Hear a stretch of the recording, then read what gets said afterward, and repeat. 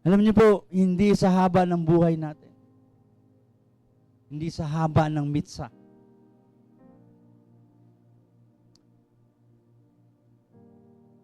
ano yung mahalaga? Yung willingness na ito ay ipagamit, sindihan, may oil, may apoy ni Yahweh. Hindi sa haba ng buhay na ilalagay natin, kundi yung pinupuno tayo ng banal na presensya ni Yahweh. Yung willing tayo mag-serve para yung tabernacle magliwanag. Amen po ba? Willing tayong maglingkod para yung community may ilaw.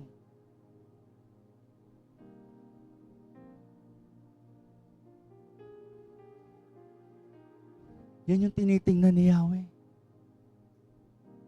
Yung Torah portion po natin, bihaalot ka. When you cause the flame to ascend, importante yung mitsa. May langis, may apoy. Amen po.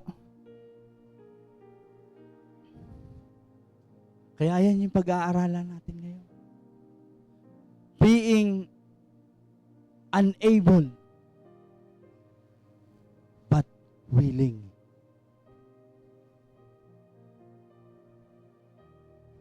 Galing din sa Torah portion natin. So dito po tayo sa mga bilang, chapter 9. 1 hanggang 7. Nang unang buwan ng ikalawang taon, mula nang umalis sa Ehipto ang mga Israelita, sinabi ni Yahweh kay Moises sa bundok ng Sinai, iutos mo sa buong Israel na ipagdiwang ang pista ng Pasko sa takdang panahon. Paglubog ng araw sa ika-14 na araw ng unang buwan, ayon sa mga tuntunin tungkol dito. Gayon nga ang ginawa ni Moises. Pinagdiwangan nila ang pista ng Pasko sa ilang ng Sinai nung gabi ng ika-14 na araw ng unang buwan. Noon ay may ilang taong nakahawak ng patay. Kaya't ang mga ito'y tinuring na marumi ayon sa kautusan at hindi maaaring sumali sa pagdiriwang ng pista ng Pasko. Dahil dito, lumapit sila kina Moises at Aaron. Sinabi nila, totoo ngang kami marumi ayon sa kautusan, sapagkat kami nakahawak ng patay. Subalit, dapat bang kami pagbawalang mag-alay ng handog kay Yahweh kasama ng mga Israelita? So may mga ilang tao na lumapit kay Yahweh. Sila yung mga ceremonially unclean. Nakahawak ng marumi at hindi pwedeng makipag-join, makipag-participate sa pesak, sa pista ng Pasko.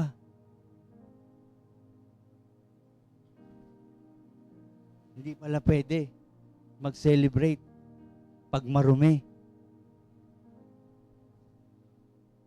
Amen po ba? So, kung titingnan natin, ayon sa sages, ayon sa mga rabbinic commentary, yung mga tao na daw yun yung mga, sila yung naglibing kina Nadab at Abiho.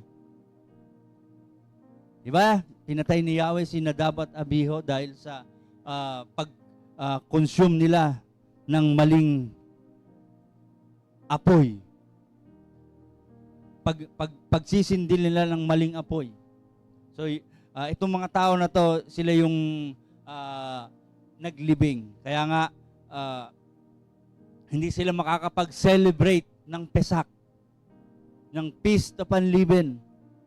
Dahil sila is ceremonially unclean at legit naman yung dahilan. Amen po ba? Kasi commandment din ni Yahweh yun eh. Ibig sabihin, may dahilan at legit yung dahilan na hindi sila pwede. Amen po ba? Dahil it was according to the law. Yun din ang utos ni Yahweh. So hindi sila pwedeng mag-participate. Hindi sila pwedeng makipag-celebrate. Kung tayo ang nasa kalagayan nila, anong gagawin natin?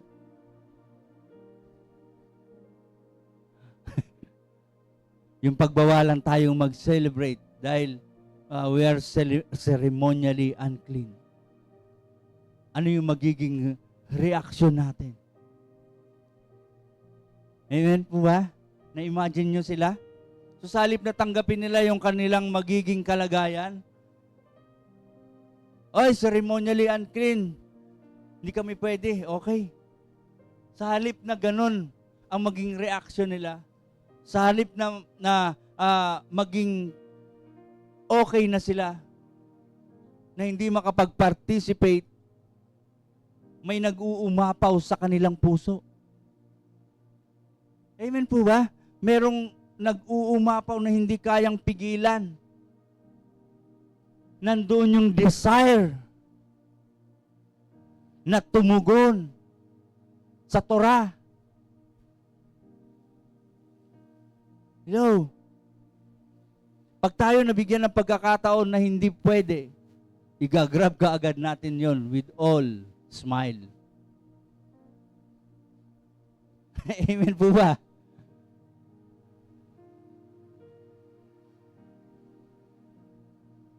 At may kasama pang mauunawaan naman ako ni Yahweh. Tama mo? Pero itong mga tao na to, iba. Aware sila. They are ceremonially unclean. Hindi sila pwedeng mag-celebrate. Pero ano yung desire ng kanilang puso? Totoo nga na kami marumi ayon sa kautusan, sapagkat kami nakahawak ng patay. Subalit dapat bang kami pagbawalang maghandog kay Yahweh? Nakita niyo yung hunger? Yung pagnanasa? Na hindi pwedeng hadlangan yung nasa loob nila. Tama, ceremonially unclean. Temporarily disqualified na humarap sa presensya ni Yahweh. Na makipag-join sa celebration. They were unable to participate.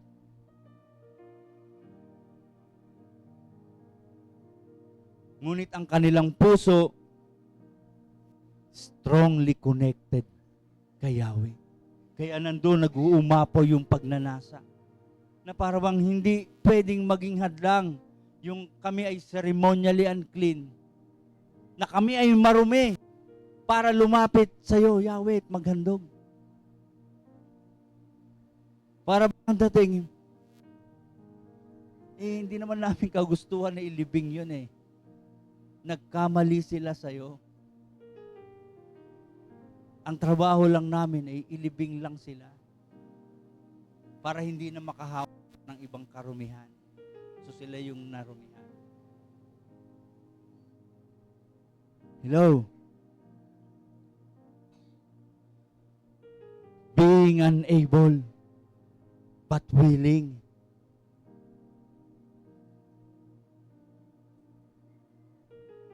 Your conditions limit you, but you have the strong desire. So yun yung mga tao na yun. Nilimitahan ang kanilang kalagayan. Na ilagay sila sa isang sitwasyon na para bang wala silang magagawa.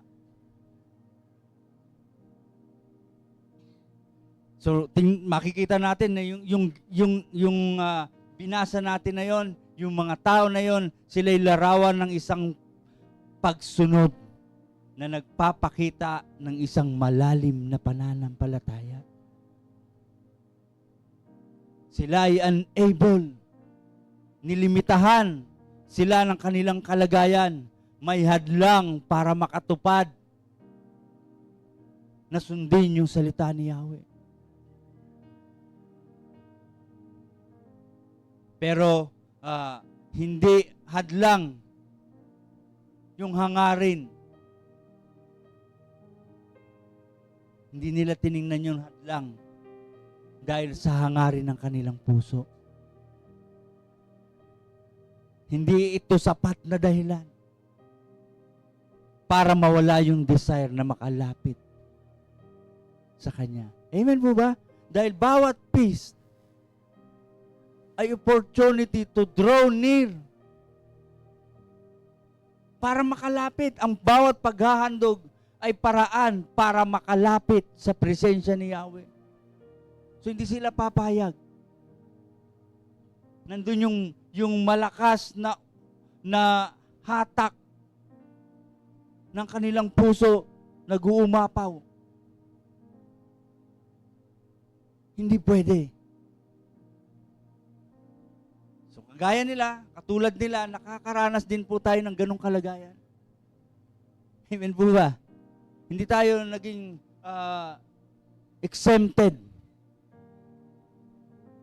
Mararanasan din natin yun. Minsan, nililimitahan din tayo ng circumstances ng ating mga buhay. Tama po? Merong problema, suliranin, mga kabigatan sa buhay, mga alalahanin, mga pasanin. Amen? Kaya minsan di tayo nakakapunta, exercise nare-rehearse yung feast, yung Shabbat. Kasi nilimitahan tayo ng circumstances ng buhay natin. Yung mga weaknesses natin. Marami tayong kahinaan. Limitado yung lakas natin. Isa sa kahinaan natin, limited yung lakas. Limited yung access natin para lumapit sa Panginoon. Kulang yung kakayanan natin, kulang yung kaalaman, kulang yung karunungan, kulang yung resources. Amen? Mga kahinaan natin yan. Nililimitahan tayo ng kawalan ng lakas ng loob. Ubos yung tapang. Pinasuko ng problema. Amen po ba? Minsan nandun tayo sa panahon na nag-aantay. Limited yung galaw natin kasi iniintay natin.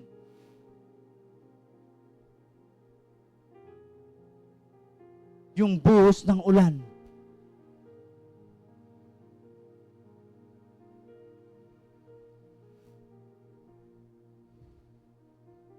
May mga situations beyond our control na nagbibigay sa atin ng limitation para makalapit sa Panginoon. Minsan yung mga situation na yan na hindi natin hawak, na hindi natin kontrolado, minsan ay yung naglilimita sa atin para ibigay sa Diyos yung para sa Kanya. Amen po ba? Maibigay yung buong sarili natin para sa Kanya. Meron tayong reservation. Limited lang yung self natin. Alam niyo po, minsan sa buhay natin, may mga paghahadlang. Yung mga sitwasyon na hindi natin kayang labanan. Naalala ko, 2018. Kasagsagan to nung si Connie. May sakit siya. May 2018. Hindi ko makakalimutan. Naka-video pa nga yun eh. Alam niyo po, hindi siya makatayo. Kasi nga hindi niya maiunat yung kamay niya. Yung paa niya. Kung maiunat naman niya yon, Hindi naman niya maibabaluktot. Kasi ang higpit na ng balat niya. Kulay ube. Namimintog sa maga. Bawat kilos parang robot. Pag makikita mo nga, akala mo, hindi na tatagal pa eh. Yun yung time na pumunta kami ng ospital, 41 degree yung lagnat. Umuwi kami, 41 pa rin. Pero yun din yung time na hinahanap namin ng Panginoon. Kasi 2 years, sa bahay lang kami. Wala kaming pinupuntahang church. Nag-iisip kami, yung sa mall, kasi maganda dun eh. Paglabas natin, mall na. Mamamasyal na kaagad. Saka, hindi namin naisip yung commitment. Alam niyo po yun? Ang naisip lang namin, parang Katoliko lang din, magsimba. Pero yung time na yun, 2018, dahil 2017 pa lang, na-introduce na sa amin yung Messianic faith. Nagsishare na si Pastor.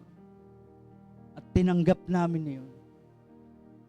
2018, bakit ganon? Kasagsagan, yung tinanggap mo na, doon naman dumating yung ganong klase. Hindi siya makagalaw. Misuklob na umot. Kala mo nga kahoy, na kala mo statwa eh. Kulay ube. Sabi ko kay Connie, kaya mo ba? Gusto mo ba?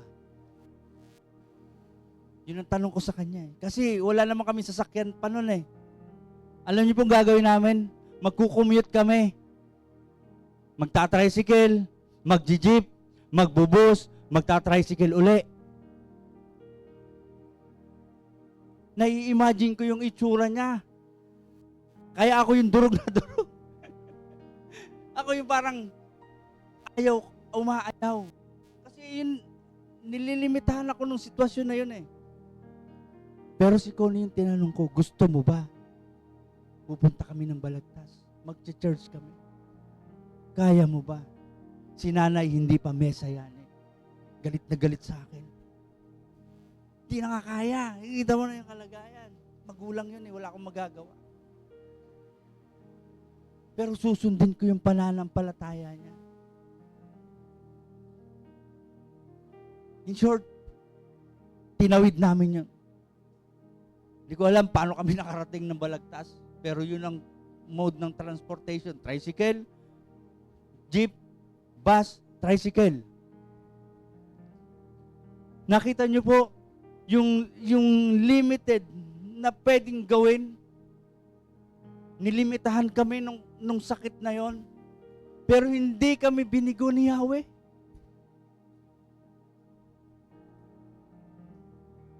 Kasagsagang papas ng mga nun. Alam nyo, yung lubog-lubog, di ba? May 2018, nakita ko yung unlimited power ni Yahweh. Nakita ko kung paano nabasa yung paligid ni Connie. Automatic umimpis yung maga niya. Yung kulay ubi niya naging kulay kayumanggi. Yung di niya maiunat, mabaluktot na kamay.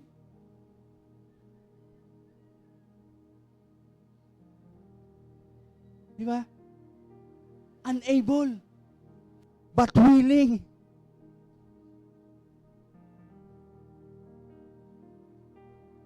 Willing lumapit sa Panginoon. Nangyari yung pagkilos ni Abaya. Andyan, hanggang ngayon. Eto, pastor na ako.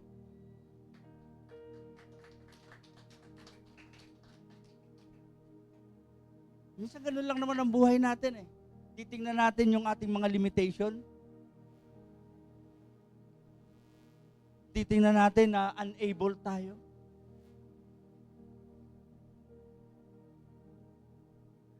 Pero kapag tiningnan natin na, oo nga, unable ako. Pero sa loob ng puso ko, I am more than willing na sumunod. Amen po ba? Bakit tayo narito ngayon? Unable naman tayo eh. Lahat tayo unable. Merong kasalanan na nag-cause para maging unable tayo sa harapan ng Panginoon. Merong mitsa, marumi, na dapat trinim. Pero dahil sa willingness natin, yung puso natin, tinanggap natin na mayroong Diyos, mayroong tagapagligtas, mayroong Panginoong Yeshua, kaya tayo nakaupo ngayon dyan. Kaya nagsasama-sama tayo. Ibig sabihin, yung willingness natin na to, huwag nating sayangin. Nandito na rin lang tayo,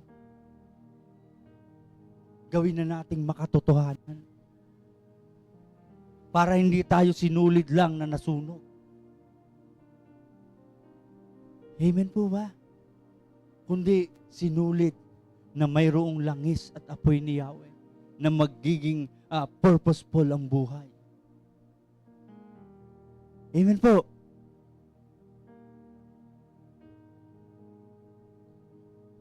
Yung mga lalaki na yon, yung mga tao na yon sa Numbers 9 na binasa natin, they refuse being comfortable with distance. Hindi sila pumayag, naging komportable sila na malayo sa presensya ni Yahweh. Tama. Mayroong uncleanliness. Pero wag maging dahilan yung uncleanliness, magpalinis sa Panginoon.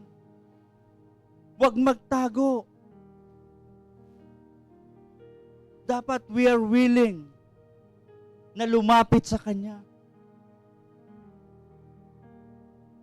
Bilang 9:7 at sinabi nila, maging marumi. Naging marumi kami dahil sa nakahipo kami ng patay. Ngunit bakit hindi kami pinapayagan sa pagdiriwang ng pistang ito at sa pag-alay ng mga handog sa Panginoon kasama ng ibang Israelita sa nakatakdang panahon. So sa halip na marinig natin na sabihin nila, okay, sige, marumi kami, next time na lang.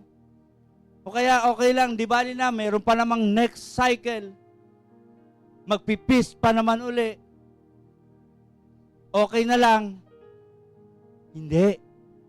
Naghanap sila ng paraan. Naghanap ng solusyon. Hindi naging komportable sa kanila yung malayo sa Panginoon.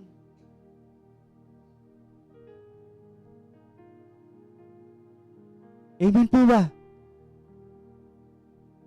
So makikita natin yung spiritual na buhay. Yung spiritual na buhay, yung spiritual na pamumuhay, nagnanasa lagi ng presensya ng Panginoon. Walang opportunity na sinasayang. Walang opportunity na pinalalagpas para hindi maramdaman ang presensya ng Diyos. Para hindi maramdaman si Yahweh, si Yeshua. Para bang hindi ka sanay na mabuhay na walang Diyos.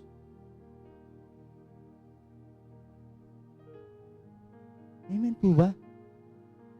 Yung sa mag-asawa, hindi ka sanay na wala yung asawa mo sa tabi mo. Hindi ka sanay na hindi siya nahahawakan sa kamay habang naglalakad.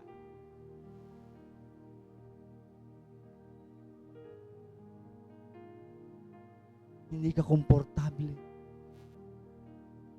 Dati ako mahilig sa rides. So, iniiwan ko lang si Connie, tinatakasan ko pa nga.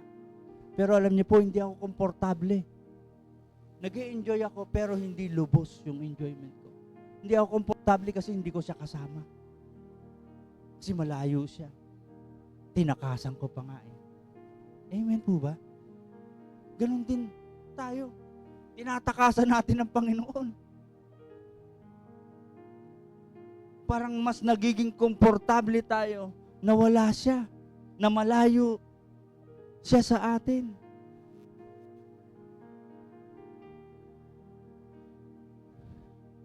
Amen? Huwag tayo maging kampante na para bang malayo ang presensya ni Yahweh sa buhay natin. Tayo'y mga anak niya. Tayo'y nilikha niya. Tayo'y tinawag niya. Dapat laging desire ng puso natin na maranasan siya lagi.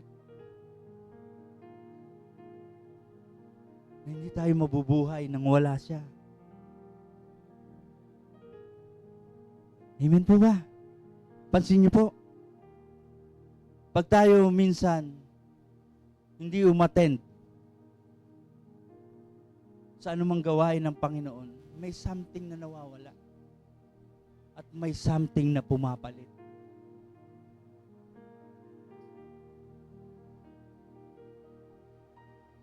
Yung enthusiast natin na maglingkod parang nababawasan.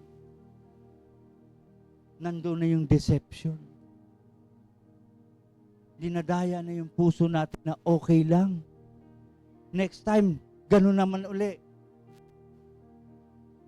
Amen? Subukan nyo. Huwag kayong mag-church. Huwag kayong lumapit sa Panginoon. 2 Sabat lang.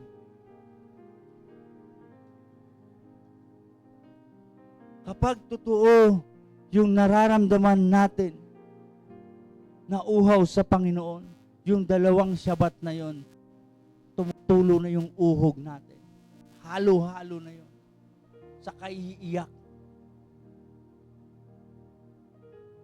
Pero kapag hindi, pag ganun kalalim, yung pagkakilala natin sa Panginoon, parang okay lang. Anyway, nasa proseso ang buhay natin. Nasa proseso tayo ng pag-flourish ng buhay. Kaya wag tayo maging komportable na malayo tayo sa Panginoon. Lagi nating kauhawan.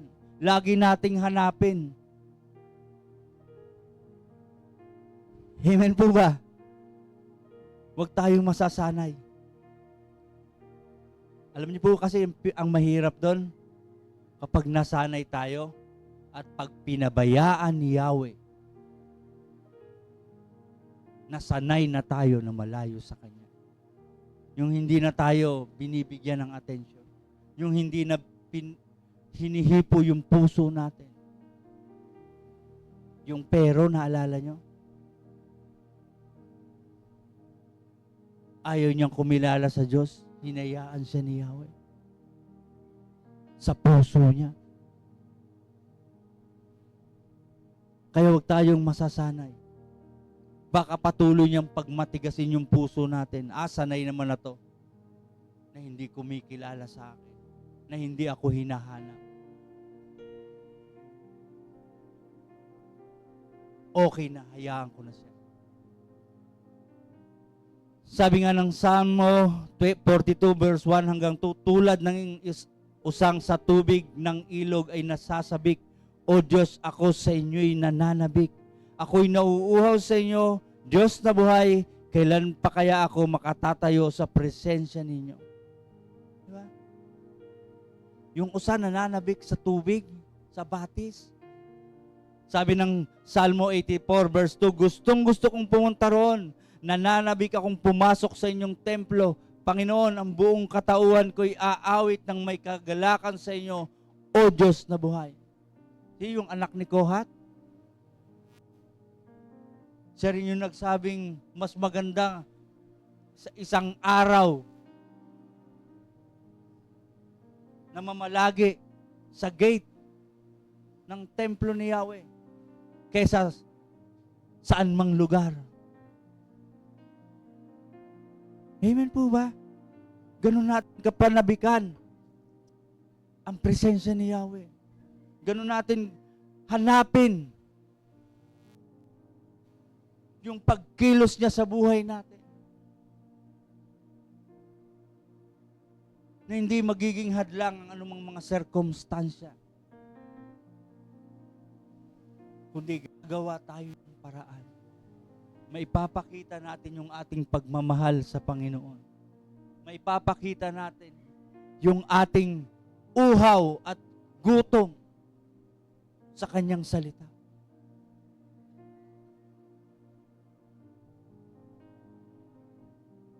Yung mga tao na yon, yung uhaw nila, ang nag-lead sa kanila para makahanap ng kasagutan.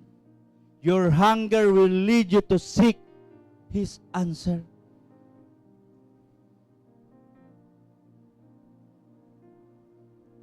Sabi nga, pag gusto, may paraan. Pag ayaw, maraming dahilan. Amen po ba? Kapag ang tao busog, kahit anong alok mo dyan, hindi yan kakain. Kasi hindi siya gutom. Sabi ng Bilang 9 verse 8, maghintay kayo kung ano ang sasabihin sa akin ni Yahweh tungkol sa inyo, sagot ni Moises. Maghintay. Naghanap ng paraan para masolusyonan yung kalagayan. Hinanap si Yahweh. Hinanap yung katugunan ni Yahweh.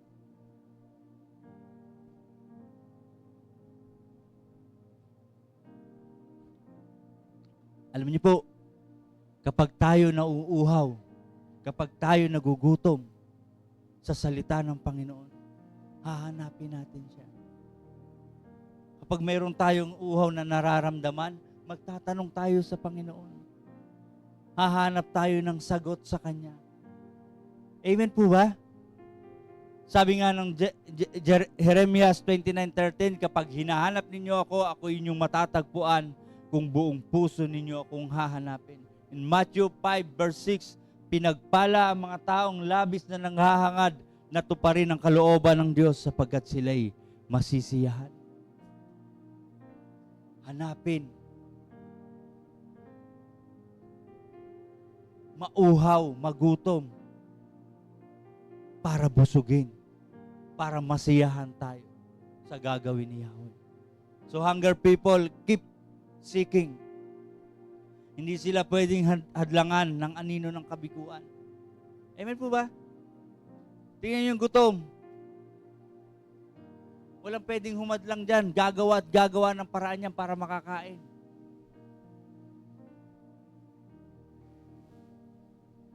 Kaya nga minsan may mga nagnanakaw. Kasi gutom. Physical yun ha. Pero dapat, pagdating sa spiritual, yung hunger and thirst natin sa salita ng Panginoon, hinahanapan natin. Walang anino ng kabiguan, yung mga past na buhay natin. Yung mga nakaraan na hindi tayo nagtagumpay, hindi yun magiging hadlang. Hahanapin natin na magkaroon tayo ng kasiyahan. Hindi tayo, yung taong gutom, hindi pwedeng hadlangan ng takot. Takot man yan, pero gagawa at gagawa yan. Gumagawa habang natatakot. Hindi pwedeng hadlangan ng kakulangan, ng kaalaman. Kapag tayo nauuhaw at nagugutom sa katuwiran ni Yahweh, yung takot natin, mawawala yan.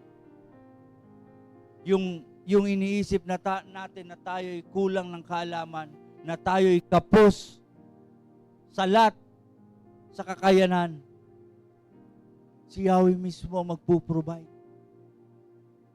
Si Yahweh mismo ang magbibigay. Amen po ba? Alam niyo po yung craving physically, minsan naghahanap ka ng isang pagkain, yung buntis, tingnan nyo, pag nag-crave sila, talagang ang tindi ng cravings na yun. Hindi sila papayag na hindi nila makain yung gusto nilang kainin.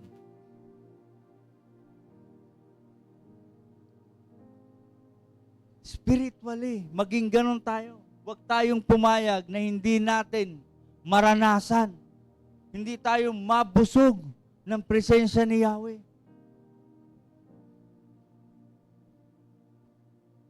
Yung higpit ng pangangailangan natin sa kanyang presensya. Na maramdaman natin ito at ma-fulfill. Magawa natin yung pinagagawa ni Yahweh sa buhay natin. Pero yung physical na gutom, temporary lang yan. Pakiramdam, temporary lang.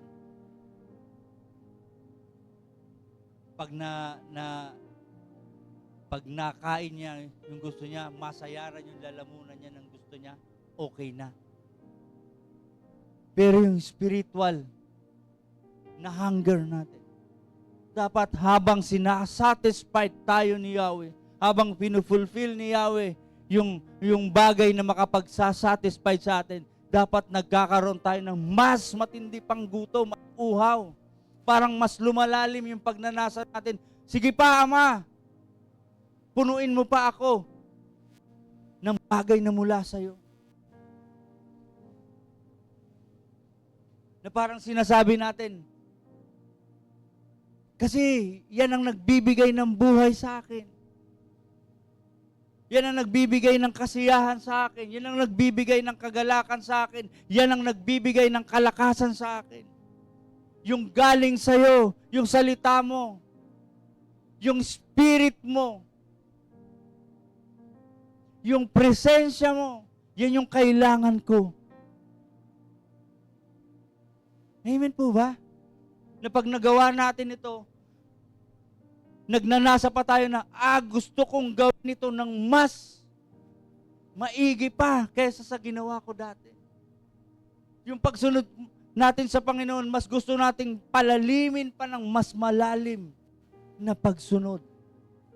Nag-uugat sa pagmamahal. Kaya hindi nagiging hadlang kung ano man yung mga kakulangan. Dahil handa si Yahweh na ibigay yun. Alang-alang na matupad natin. Masatisfied tayo. Amen po ba? Sabi nga ng Matthew 7 verse 7, humingi kayo at bibigyan kayo, humanap kayo at makatatagpo kayo, kumatok kayo at pagbubuksan kayo, sapagkat ang sino mang humingi ay nakatatanggap, ang naghahanap ay nakatatagpo at ang kumakatok ay pinagbubuksan.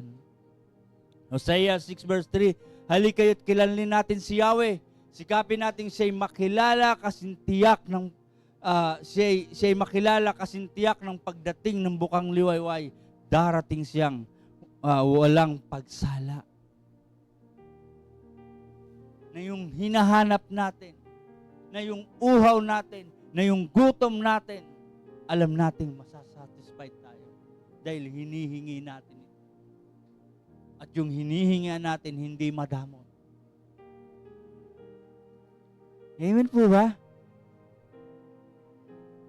Hingin natin sa Panginoon, Yahweh, gusto ko pong maranasan lagi ang araw ng kapahingahan. Araw na itinakda mo na mayroong kapayapaan. Pag hiningi ba natin yun, ipagkakait yun ni Yahweh? Gusto ko yung mga peace mo, Yahweh, nandun ako, makalapit sa'yo, maibigay ko yung handog ko para sa'yo. If we desire it, hindi yun ipagkakait ni Abaya. Naka-align yun sa kanyang kalooban sa ating buhay. Na ma-fulfill natin yung kanyang kagustuhan sa ating buhay. Amen po ba? Hunger people receive answer.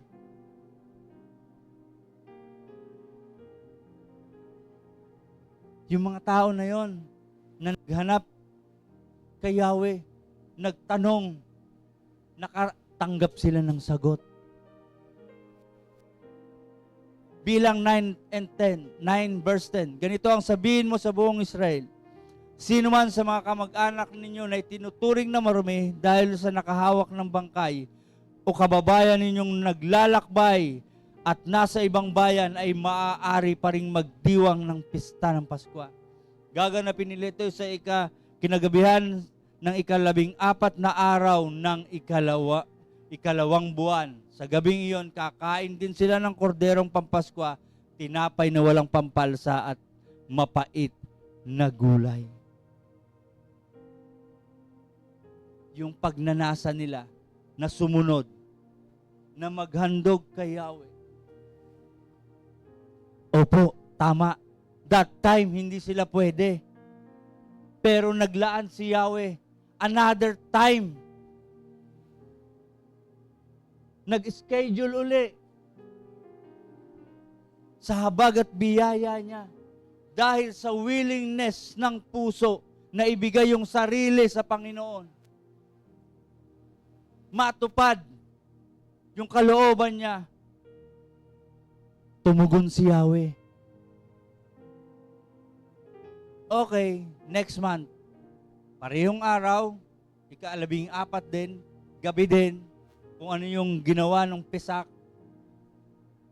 nung unang buwan, ganun din ang gagawin. Same celebration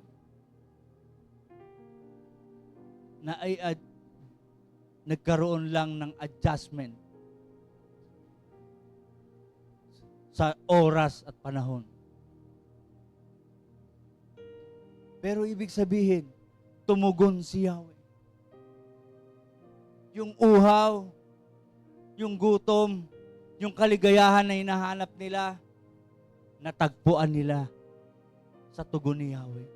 Sabi nga ng awit 37 verse 4, kay Yahweh mo hanapin ang kaligayahan at ang pangarap mo'y iyong makakamtan. Kaligayahan nila ang sundin ng kalooban ni Yahweh. Pangarap nilang makatupad sa anumang pinag-uutos ni Abaya. Pinagkait po ba yun? Di ba hindi? Tumugon si Yahweh. Kumilos si Yahweh. Kung desire ng ating puso ay ang kalooban ni Yahweh, hindi niya ito ipagkakait. Ipagkakaloob niya ito sa ating mga puso.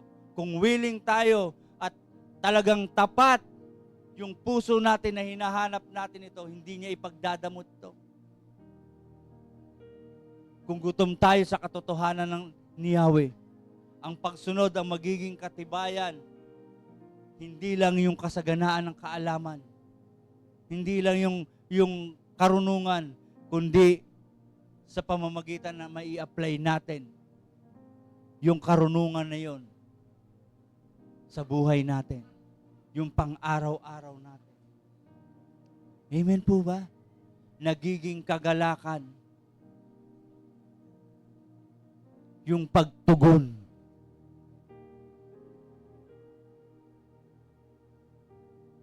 ni Yahweh.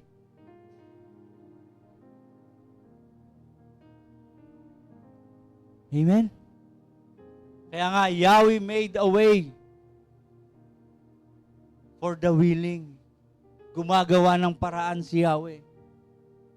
Doon, sa mga nakahanda. Doon sa mga may gusto. Psalms 145 verse 18. Adonai is close to who call on Him, to all who sincerely call on Him. Mga Bilang chapter 9:11, gaganapin nila ito kinagabihan ng 14 na araw ng 2 buwan. Sa gabing iyon, kakain din sila ng korderong pampaskwa, tinapay na walang pampalsa at mapait na gulay. 14, ang dayuhang nakipamayan sa inyo ay maaaring sumama sa pagdiriwang ng pista ng Paskwa kung susundin niya ang tuntunin tungkol dito. Iisa ang tuntunin ng Paskwa maging para sa mga Israelita at mga dayuhan. Yung hunger, yung thirst, yung willingness, hindi lang sa'yo nabuksan. Nagkaroon din yung iba. Nabuksan din yung pintuan para sa iba. Amen? Merong mga naglalakbay na ang nasa din pala nila, makasunod, hindi lang umaabot on time. Nandun yung opportunity. Nagbigay si Yahweh ng paraan. Nagbukas ng pintuan. Para ibig sabihin, makapasok. Maisagawa yung ninanasa ng puso. Amen po ba?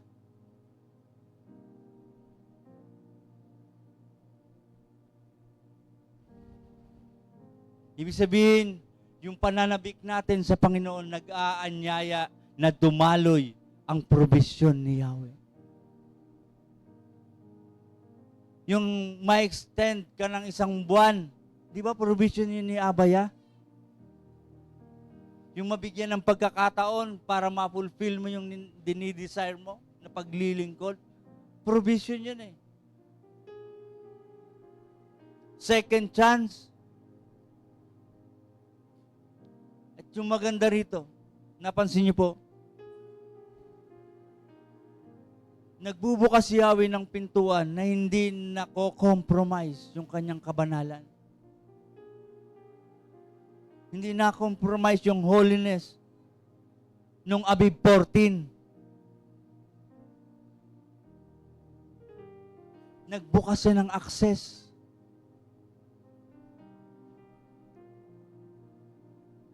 Ano yung pinapakita doon?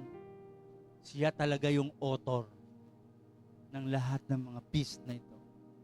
Siya yung may hawak ng mga sacred time. Amen po ba? Kaya niyang magbigay ng access. Kaya niyang i-grant. Kasi siya yung may hawak. As long as we desire. Hindi mababawasan ang kabanalan niya. Isipin niyo yung naglalakbay, may chance din. Kaya maganda. Gumagawa ng paraan si Yahweh. Nagbubukas ng pintuan. Pero nakita natin, yung unable. Ano ibig sabihin ng unable? Desires present. Naghahanap ng solusyon. Nakaka-receive ng provision. At pinupurso yung covenant. Yun yung mga unable. Amen. Pero yung unwilling, neglects Yahweh's presence. Made no effort. Hindi na gumagawa ng kahit ano pa mang paraan. Receive judgment. At ini-ignore yung covenant. So alin ba tayo? Unable or unwilling?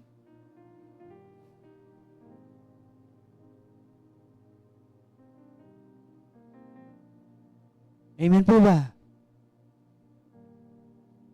Sabi nga sa James 1:22, don't deceive yourself by only hearing what the word says, but do it. Be doers of the word, and if we are willing, Elohim provide a path forward. Maging doer tayo ng kanyang salita. Maging tagapagtupad tayo ng Torah. Huwag lang nating pakinggan. Amen po ba? Kasi willing tayo. Unable minsan. Pero willing ang puso natin. And Yahweh honors willingness. Ino-honor ni Yahweh yun. Tingnan niyo po si Abraham sa Genesis 12 verse 1. Ngayon, sinabi ng Panginoon kay Abraham, lisanin mo ang iyong lupain, ang inyong kamag-anak, maging ang sambayanan ng iyong ama at pumunta ka sa lugar na ipakikita ko sa iyo. Willing siyang sumunod sa Panginoon. Ang kapalit, iwanan niya yung kanyang nakasanayan. Pumunta sa lugar na pinapapuntahan ni Abba. Ang kapalit doon, covenant. Ang kapalit doon, pagsama ni Yahweh. Blessing. Buhay. Karangalan. Amen po ba? And Abraham became a father of many nations. Yung kanyang willingness ng pagsunod sa Panginoon. Sa Exodus 14:18 and 20, bumalik si Moises, sabihanan niyang si Jethro at sinabi sa kanya, payagan po ninyo akong bumalik sa mga kababayan ko sa Ehipto upang tingnan kung buhay pa sila. Sinabi ni Jethro, humayo ka at maging maayos sana ang paglalakbay mo. 20, kaya kinuha ni Moises ang asawa niya at ang mga anak na lalaki at pinasakay sa asno at bumalik sa Ehipto. Dinala niya rin ang tungkod ng Diyos. Kahit si Moises, nung sa umpisa parang ayaw niyang sumunod. Pero kalaunan, willing na siya. Inonor yun ni Yahweh. Wala nang ibang naging propeta na kagaya ni Moises, na mukhaan na kinakausap ni Yahweh. Amen po ba? Dahil willing siya. Handa siya. Sumunod. Si Isaiah. Sa Isaiah verse 6, pagkatapos narinig ko ang tinig ng Panginoon na sasabi, sino ang isusugo ko? Sino ang hahayo para sa amin? Sumagot ako, narito po ako. Ako ang isugo ninyo. Volunteer. Ako na lang. Pwede ba natin sabihin yun sa Panginoon? Yahweh, ako po suguin ninyo. Willing ako. Hello? Kaya ba natin yung sabihin sa ating Ama? Meron ba tayong willingness?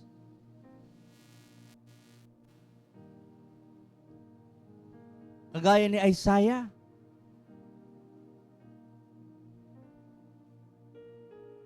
At kahit si Ruth, willing siya, natalikuran na yung Moab. Isipin niyo po, sabi ni Abaya, 10 generation, hindi pwedeng pumasok ang Moabites.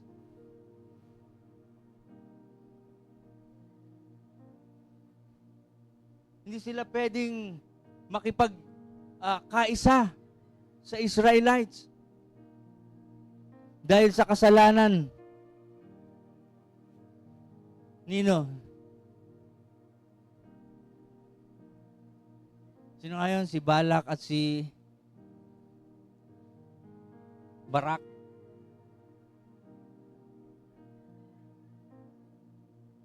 Yung kinausap ng donkey. Kasi inadya. Tinuruan niya yung mga Moabita na akitin, mga Israelita, para magkasala kay Yahweh. Pero si Ruth, iba siya, willing siya. Ano yung sabi niya? Ruth chapter 1 verse 16. Ngunit sumagot si Ruth, huwag po ninyong akong piliting iwanan kayo o talikuran. Dahil kung saan kayo pupunta, doon din ako pupunta. At kung saan kayo titira, doon din po ako titira. Ang inyong mga kababayan ay magiging aking kababayan at ang inyong Diyos ay Diyos ko rin. 17, kung saan kayo mamamatay, doon ako mamamatay at ililibing. Parusahan nawa ako ng Panginoong kung mabigat, ng mabigat kapag humiwalay ako sa inyo, maliban na lang kung ang kamatayan na ang humiwalay sa ating dalawa. Willing siya. talikuran ng kanyang bayan. Ang kanyang identity na Moabite. At yung willingness na yon, alam natin nagbunga yon. Blines si Ruth. Blines si Naomi. Nagkaroon siya ng asawang Boaz. Naging malinaw uli yung descendants na pinanggalingan ni Yeshua. Nagkaroon ng Boaz, nagkaroon ng Jesse, nagkaroon ng King David. Dahil sa willingness na ipakita yung pagmamahal at pagsunod, ang Diyos mo magiging Diyos ko. Amen po ba? At maging si Haring David.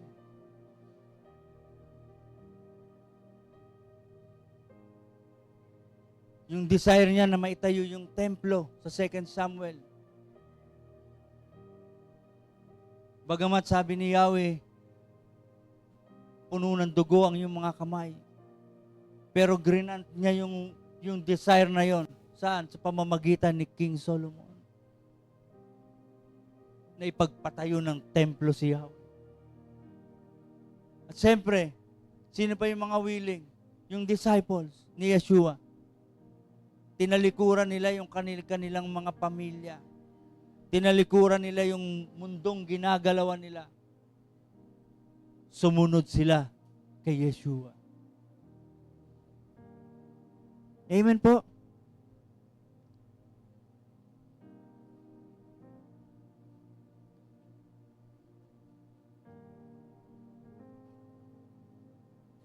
Kaya hindi nakatingin si Yahweh sa kakulangan ng ating mga kakayanan at ng mga kahinaan, nakatingin siya sa ating kahandaan, sa ating puso na lumapit sa Kanya. Kaya nga kung feeling natin disqualified tayo, mahina, mabagal, maraming kapintasan, maraming limitasyon, unable.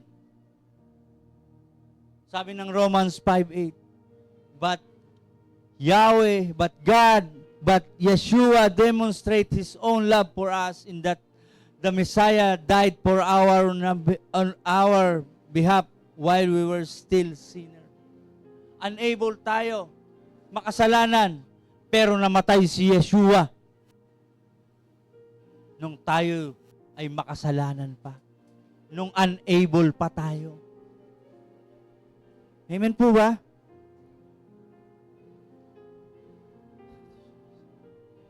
Ano ba yung desire ni Yahweh? Ang desire niya ay, what He desires is to show Himself strong on behalf of those who are wholehearted toward Him. Sabi nga ng Chronicles 16 verse 9, for the eyes of Adonai move here and there throughout the whole earth to show Himself strong on behalf of those who are wholehearted to Him. So dito ko po tatapusin to. Ang mga tao sa Numbers chapter 9, hindi sila pinahintulutan na makapag-participate sa celebration ng Pisak. Ngunit ang puso ay handa na sumunod at gawin ang ginagawa ni Yahweh. Pinagagawa ni Yahweh. Yung strong desire na yon, hindi nawalan ng saysay. Bagkus, nagkaroon ng daan para dumaloy ang probisyon ni Yahweh. Dahil ang katotohanan, nakikita ni Yahweh ang kahandaan ng ating puso. Ang pananabik sa kanyang kabanalan. At mahalaga sa kanya. Alam ni Yahweh kung hindi talaga interesado yung tao na sumunod sa kanya. We are willing but unable. We are not rejected. Hindi tayo tinatalikuran. Willing, unable, hindi tumatalikod si Yahweh sa atin. Hindi tayo nire-reject. He is preparing to extend His provision. Sabi nga, di ba yung kanina, yung mitsa, Kung maiksi ang misa pero may kahandaan ito na sindihan, hindi ito huhugutin para itapon. Ibinubuhos niya na ang langis. Inilalaan na para gamitin. Amen po ba? Shabbat Shalom. Purihin si Abba niya sa kanyang kabutihan.